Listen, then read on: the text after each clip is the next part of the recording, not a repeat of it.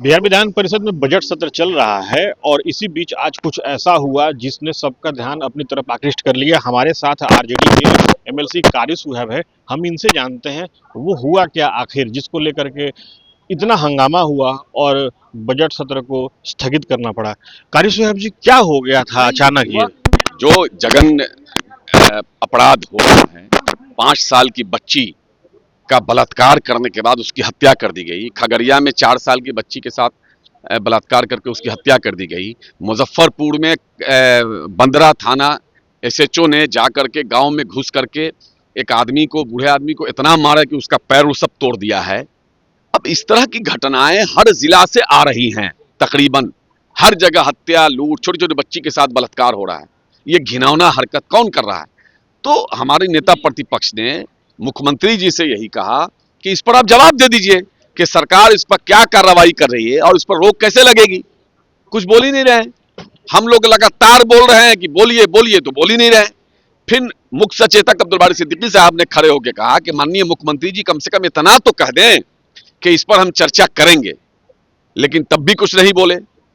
सब लोग मांग करते रहे लेकिन कुछ नहीं बोले। बाद में जब गुस्से में मुख्यमंत्री जी उठे, खड़े हुए, तो वही रटा रटा है जो भाषण है उनका, वो इधर ये किया, वो क्या क्या नहीं बोले, बहुत ही उल्टा सीधा बोले, मतलब जो भी बोले। लेकिन उससे बड़ी घटना ये हुई कि मुख्यमंत्री सदन के नेता होते हैं, उनको बोलने नहीं दिया गया। कैसे नहीं बोल, मतलब उन्होंने बोला भी, लेकिन जनता के बीच बात नहीं गई, उनके माइक को बंद कर दिया गया। किसने माइक बंद किया, किसके इशारे पर माइक बंद किया गया, ये जांच का विषय है। ये बहुत बड़ा सवाल है बिहार की जनता के सामने, ये बहुत बड़ा सवाल है।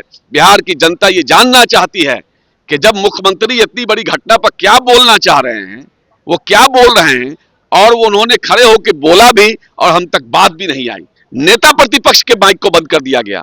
इससे बड़ा अपराध नहीं हो सकता है। क्यों षड्यंत्र किया गया? ये तो सरकार बताएगी, यही तो जांच का विषय है कि आखिर मुख्यमंत्री के माइक को क्यों बंद किया गया। मुख्यमंत्री जी कौन सी ऐसी बात बोल रहे थे जो जनता के बीच आ जाती बात तो सरकार की बदनामी होती, सरकार फंस जाती। ये तो बहुत बड़ा सवाल है।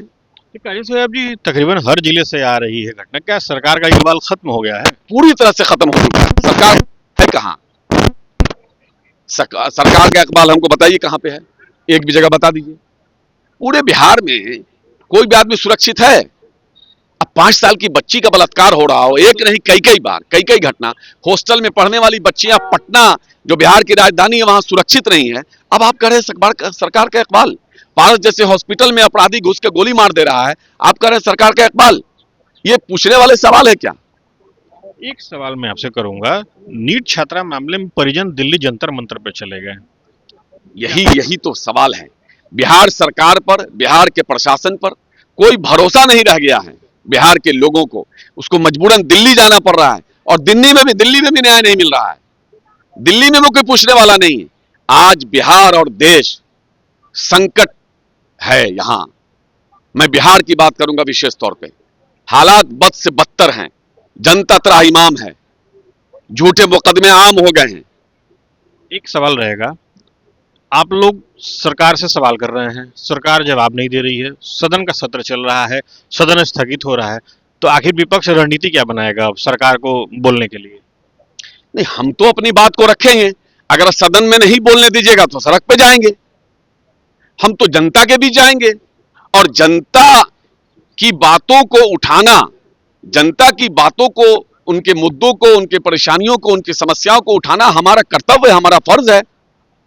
हम जनता के चुने हुए नुमाइंदा हैं। 2 करोड़ से ज्यादा लोगों ने हमें वोट दिया है। हम मजबूती के साथ जनता के मुद्दे को उठाएंगे दोनों सदनों में। हम छोड़ने वाले नहीं हैं। जनता हमें, सरकार हमें डरा नहीं सकती है। जनता के मुद्दे को उसी मजबूती के साथ हम उठाते रहेंगे जिस मजबूती के साथ हम उठाते रहें।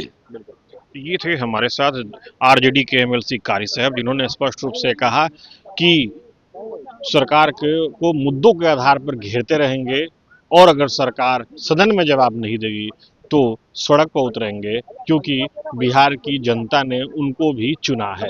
Syed Kumar, TV 9 digital, Patna.